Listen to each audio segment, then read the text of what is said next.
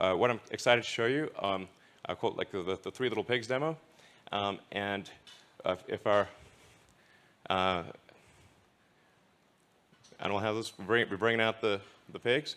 And what we're going to show you is well, I'll walk right over and show you. So what we have in pen number 1 is Joyce. And she does not have an implant. Obviously healthy and happy. We're trying to get Gertrude out. And this is how you know it's a live demo. All right, we'll give Gertrude a second, and we'll move on to Dorothy. So here's Dorothy. And in the case of Dorothy, Dorothy used to have an implant, and then we removed the implant. So this is a very important thing to demonstrate is reversibility. So if you have a Neuralink, and then you decide you don't want it, or you want to get an upgrade, and the Neuralink is removed, is it removed in such a way that you are still healthy and happy afterwards? And what Dorothy illustrates is that you can put in the Neuralink, remove it, and be healthy, happy, and indistinguishable from a normal pig. Oh, thanks, Dorothy. All right. Here we go. Great. Okay. Great.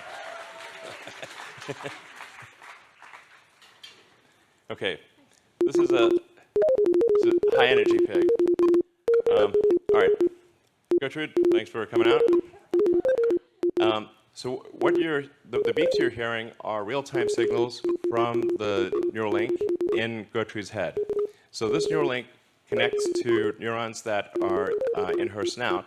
So whenever she snuffles around and touches something with her snout, that sends out neural spikes, which are detected here. And so on the screen, you can see each of the spikes from the 1,024 electrodes. And then if she snuffles around, touches her snout in the ground, or you kind of feed her some food, pigs love food, then you can see the neurons will fire much more than when you're not touching the snout. And that's what's making the beeping sound. All right, cool. So as you can see, we have a healthy and happy pig, initially shy, but obviously high energy and you know, kind of loving life. And she's had the implant for 2 months. So this is a healthy and happy pig with an implant that is 2 months old and working well. Yeah.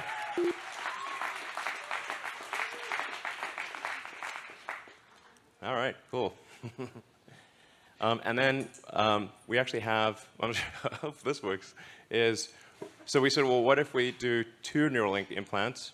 And we've been able to do dual Neuralink implants in, actually, I think 3 pigs at this point, and we have a couple of them here.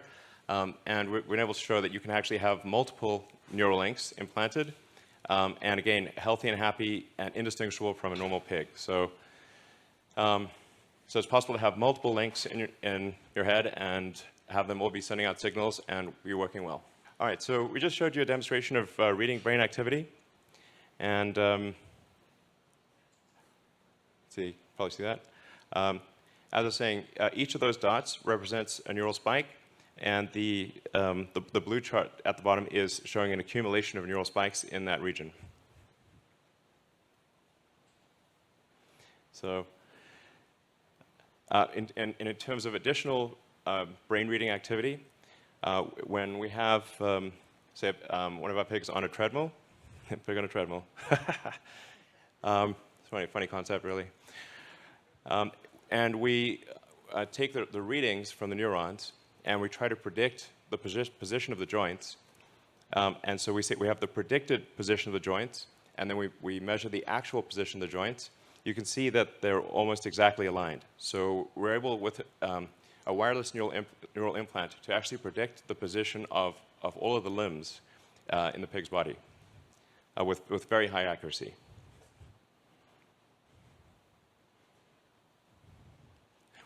Now, in terms of writing to the brain or stimulating neurons, we also need precise control of the electric field in space and time. We need a wide range of current for different brain regions. Some regions require delicate stimulation, some require a lot of current, and you want, obviously, no harm to the brain over time.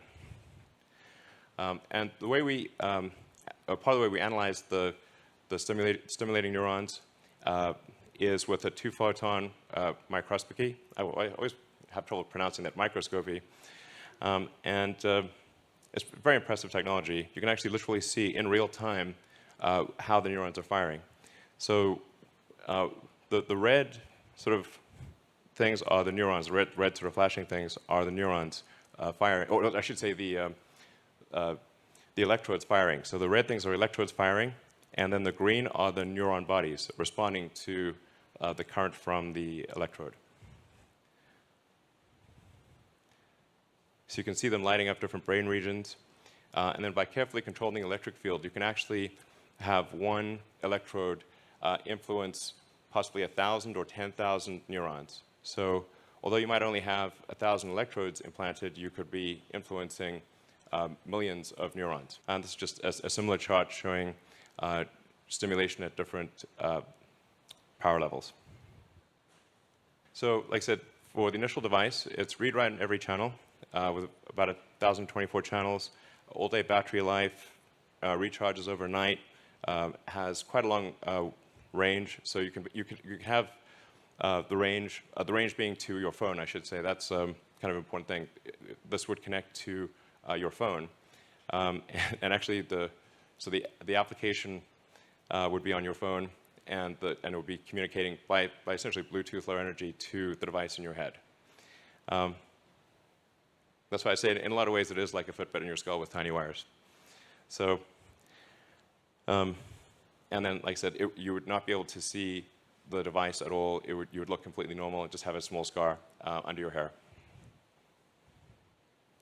And we're making good progress towards clinical studies.